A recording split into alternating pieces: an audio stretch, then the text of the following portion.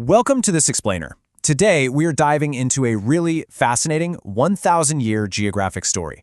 We're going to look at how Russia transformed from a scattering of simple river settlements into a massive globe-spanning expansionist engine.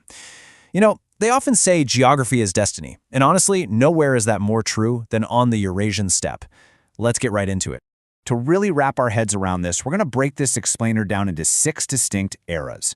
We'll start with the world's largest nation today, then rewind to the Vikings, Slavs, and Mongols, followed by the Tsars pushing eastward, the crucial quest for warm water, peak empire and rivalry, and finally, the Soviet rise and fall.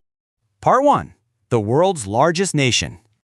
Okay, before we even touch the history, we really have to just pause and wrap our heads around the absolute mind-boggling scale of the modern map.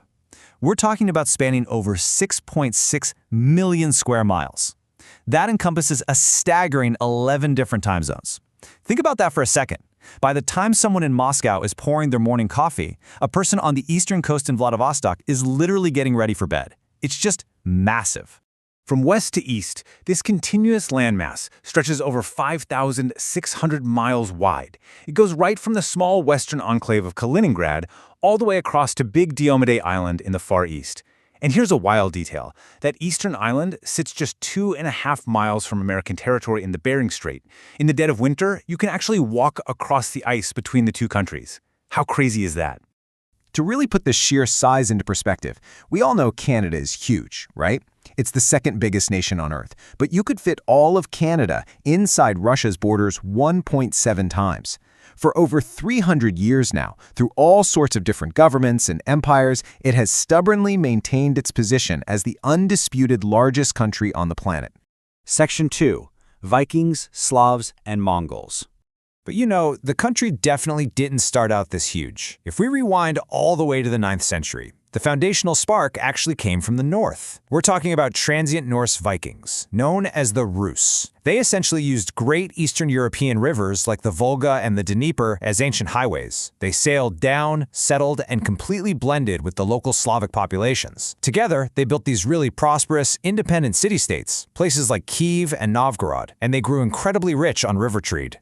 However, this golden age of mercantile prosperity didn't last. In 1240, it was totally shattered when the Mongol Golden Horde swept in from the east and just razed Kiev to the ground. For 2 whole centuries, the Mongols subjugated the Rus, extracting heavy tributes. But here's why this matters so much. This brutal crucible of occupation actually forced the surviving northern territories, especially a duchy known as Muscovy, to heavily centralize their power. They had to just to survive. Which brings us to Section 3. The Tsars push eastward. So by the 15th century, the Mongol threat was finally waning, and a unified Russian state officially emerged from Moscow, and they immediately set their sights on massive territorial gains. To push past the formidable natural barrier of the Ural Mountains, Ivan the Terrible unleashed the Cossacks. These were semi-nomadic, highly skilled horseback warriors from the steppe. The authorities basically hired them to violently spearhead the conquest of the vast Siberian wilderness, pushing relentlessly eastward. And the sheer speed of this expansion is just wild. In 1547, Ivan is crowned the very first Tsar of all Russia. Within just a century of that, Russian explorers had absolutely exploded across the Asian continent, reaching all the way to the Kamchatka Peninsula on the Pacific Ocean. Then, by 1741, following Vitus Bering's expeditions, they even crossed the ocean to claim Alaska, hunting for highly lucrative furs. It was an expansionist engine firing on all cylinders. Moving on to Section 4. The quest for warm water. But here's the catch. Having all that endless frozen land in the east simply wasn't enough. The empire critically needed a reliable connection to European markets to thrive. And there's a really stark contrast in their geopolitical strategy here. The Pacific ambitions were driven by opportunistic fur trappers pushing into the wilderness, but the westward push? That was driven by sheer desperation. They were totally reliant on the northern port of Archangel, which literally froze solid in the winter. They desperately needed an ice-free, warm-water port to forge closer technological ties with continental Europe. And this desperate need led their great monarchs to wage prolonged, ruthless wars just to secure these vital maritime lifelines. Take Peter the Great.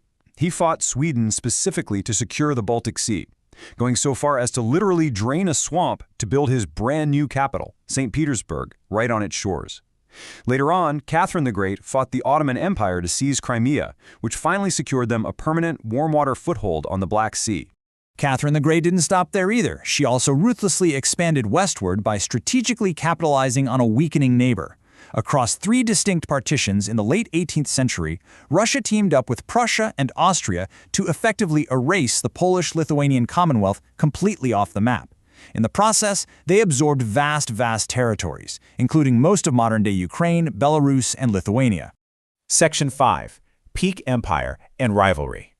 So, by the 19th century, Russia had transformed into this globe-spanning behemoth that genuinely terrified its European neighbors.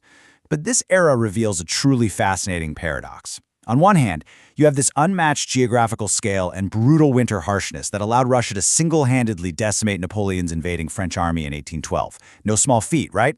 Yet internally, the country was a total house of cards. It was technologically backward, the economy was impoverished, and it was ruled by an authoritarian czar system that was actively brewing radical unrest.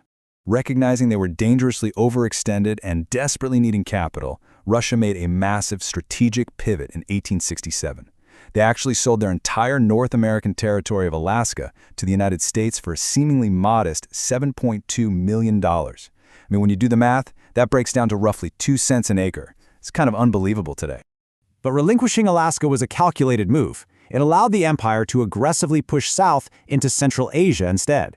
And this sparked a massive, intense diplomatic and military chess match with the British Empire, which became known as the Great Game.